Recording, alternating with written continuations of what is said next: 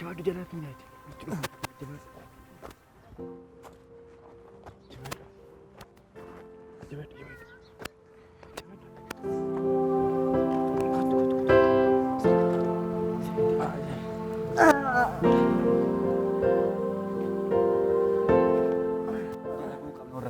Namin jiru nami safar kana namin jiru. Asma tayo dikisho. Dadhabee jira baraniyo. Kisho asma bukaddo. Tayo asma dikko. Tayo.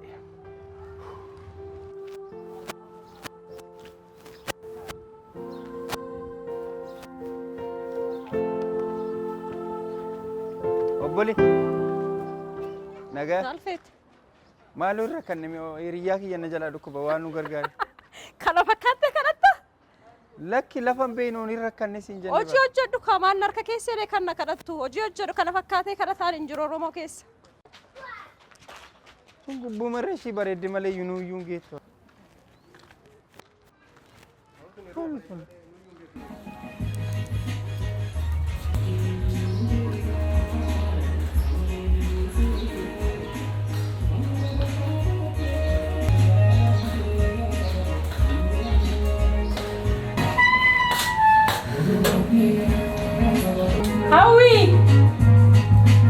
Hawi! Oh! Mana ti mo yeroon dumaamos ka na maratite gaddistu? Mana kana shere waliin jiran na? Ati maal si lolchiisa duwwaa?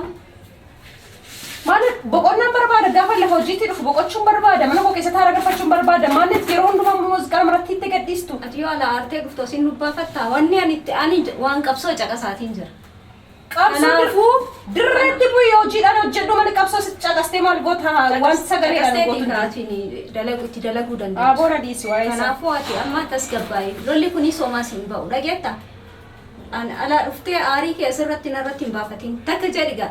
Ati adda keetuma jiraachuu barbaadda maal akkinni kun? Maali rakkinni kee? Nagaan barbaada boqochuun barbaada. Kan dhageeffachuu feete yoo ulaa keetti dhageeffatu. Ati Oromoo miti quuqama hin qabdu maal taate isaa? Isa quuqama yoo quuqamte dirree ba'e itti quuqamte asitti miti dalagaa.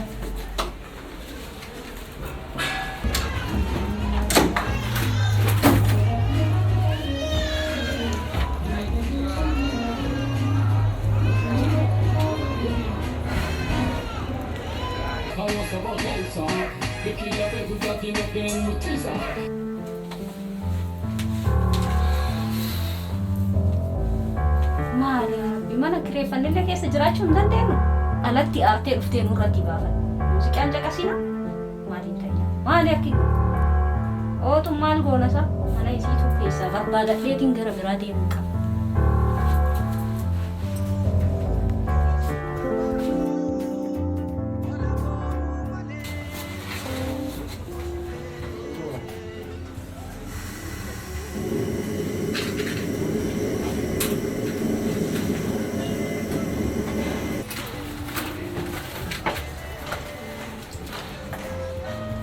Hawi! Oh, Akkam bulte nagaa bulte? Nagaa. fayyaadha. Kam namooti? Fayyaa. Wanti Wanti nagaan deemaa. Dhugaa inseen amma sa'aatiin natti deemee jira. Waan yeroo na hin geenyeef booddee gaafan deemu Xiqqoo qabnas ta'e waan deemtaa bara. Gaafan deebi'u galgala waliin jennu buna faddamfannee Ayyeen ayyeen egaa. amma baay'ee na rifachaa jira. Ayyee deemu. Guyyaa gaarii qabaadha. Ayyee. Haaya.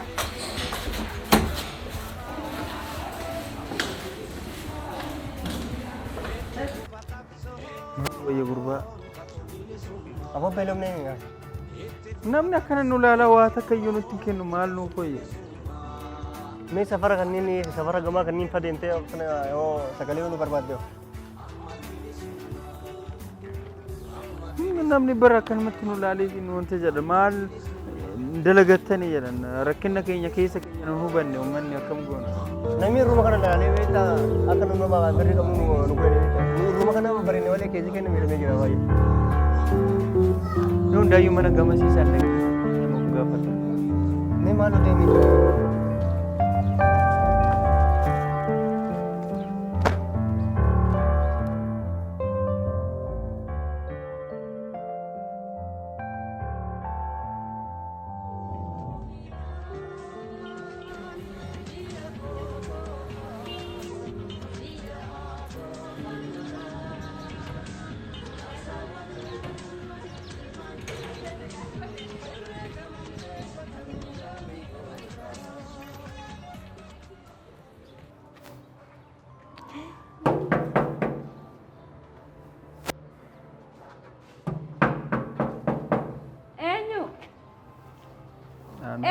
أنا كم نجاب فيا ما لو يركنني نياتي وقبضت إنه غرغارة كوتو سيني قال لكن سينو رجاك يتكو جمنا جرا يسوي جنيني هذا يوان نياتي ميور قبضت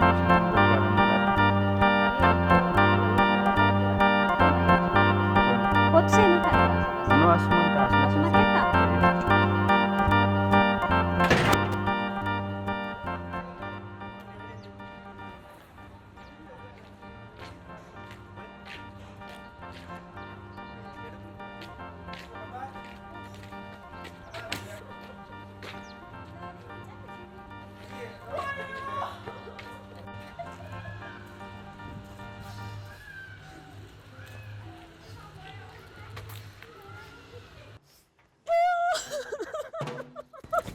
سيريا كاتب إذا كان الرافضة بالبلا كنافجي بالبلا كنافجي ما تعجلت حرارتنا وجرين لما تاتني تسنين مال سيقولي بالبلا كون الرافضة إنسا كان حطونا hattuu miti mi tasgabbaay nuti nyaata barbaadachuu dhufne ni beelofne rakkinnan nuti jira isa ta'uun beekta riyaasaati isaanii wajjin wal argaa eegessa ta'uu hubatte rakkoon qabu hattuu miti hiriyyaan kiyya hattuu miti nundi keenya barataadha aboo shanii jedhaniiti kan mana barumsaa irraa nu ari'an nuti hattuu miti rakkinatu karaa gubbaa nu dhaabe maaloo keedisi bilbila konaa fidena beenu isaan jiru bilbila koo beenu hattuu miti hiriyyaan kiyya hattuu miti sirrittiin tolchee beeka waggaa sadii wajji barachuu jirra hattuu miti sabboonaadha deem nagees beenaa isin hundi keenyaayyuu hin kenninaafi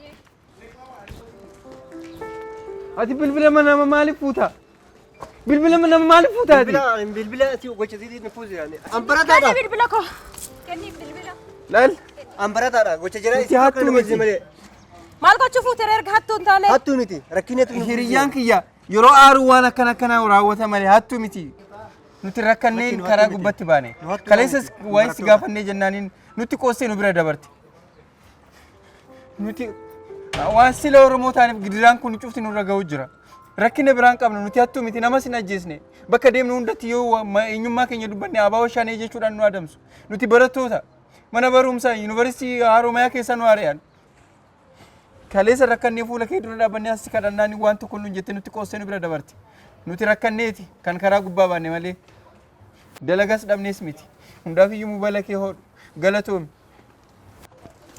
obboleessa qoy dhaabbadhushi obboleessa maaltu si hafe dhaabbadhu ammas taasise takka maaltu si hafe ammas maaltu si hafe amma maal taate ay obboleessa miira sitti dhagaamu kana anaanis natti dhagaama oromummaan si qofa duwwaa miti anis oromoodha bara maatii oromoo keessaan dhufe yoo dubbachuu dhiisan miira oromoo hin qabdachuu miti anis oromoodha inni sitti dhagaama kun hundumatti dhagaama dhiifama naa godhiti waliin taanee immoo obbolummaadhaan waliin itti fufnee dhiifama walii yoo goone waan guddaa gochuu dandeenya dhiifama walii gochuun immoo hunduma caala dhiifama naa godhaati wal hubannee kaayyoo keessanis galmaan ga'uuf irratti hojjennaan dhiifama naa godhaa dhiifama naa godhaa kana beekuun waan guddaadha dhiifama kana beekuun waan guddaadha galatooma kottaa gara mana yaadna tole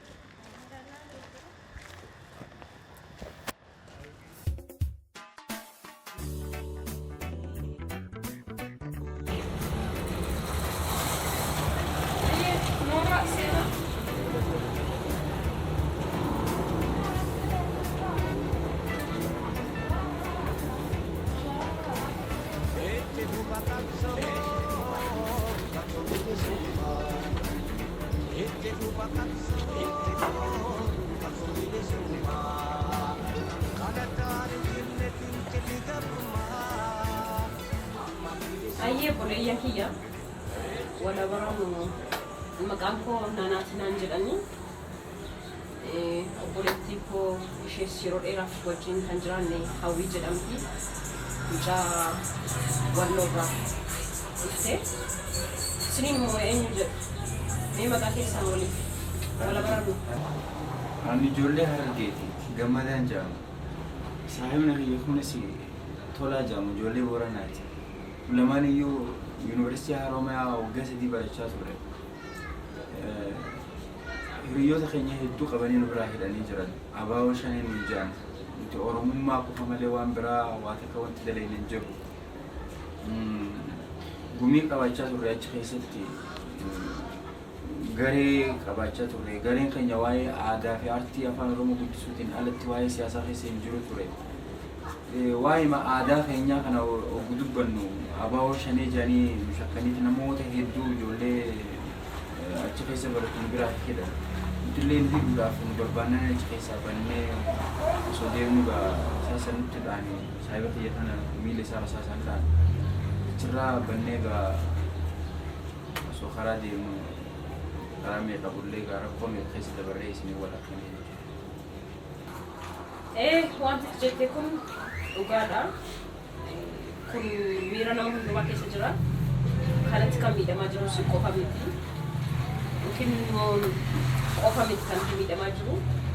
Abaaboo shanee jedhanii hundumtuu inni kan abbaa isaa fi haadha isaa irraa adda bahee maatiin isaa kan faffaca'ee eessa akka hin jirre maalirra akka jiru namni waliin dhageenye haala baay'ee keessatti dhufee kan jiru baay'eedha.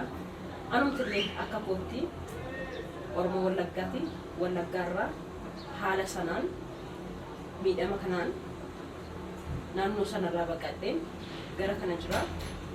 Hawwii wajjin yeroo dheeraaf ollaa taanii jiraanneerra garuu hawwiitillee madaqee hawwii wajjin jiraachuu wanti hin dandeenyeef of dhokseen qofa akka jiraadha waan jedhuufin namatti karaarratti namatti dubbadhu. Mana keessattillee ishee waliin baay'een dubbadhuun ture. Hayyee manni kun kan kiyyaa kan cina koo kana jiru kana hawwiiti. Yeroof anaaf hawwiin waliin as keessa jiran amma isiniif iddoo mijaawaa qopheessinutti immoo isin mana hawwii keessa turtu. Hayyee isinis beelloftaniittu kaati. Hawwii nyaata keessaa isumas nu dhiyeessika sana qammasnee anis gara dalagaatti deebi'uu qaba. Ijoollee galatoomeen boleetti.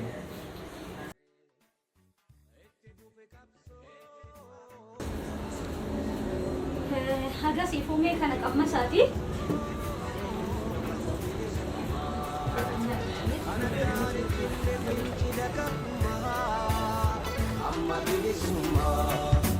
Ete bufa kapson bilisumma.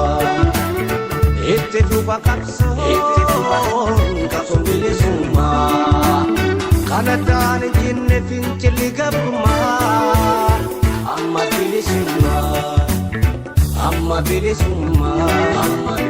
Amma bilisumma.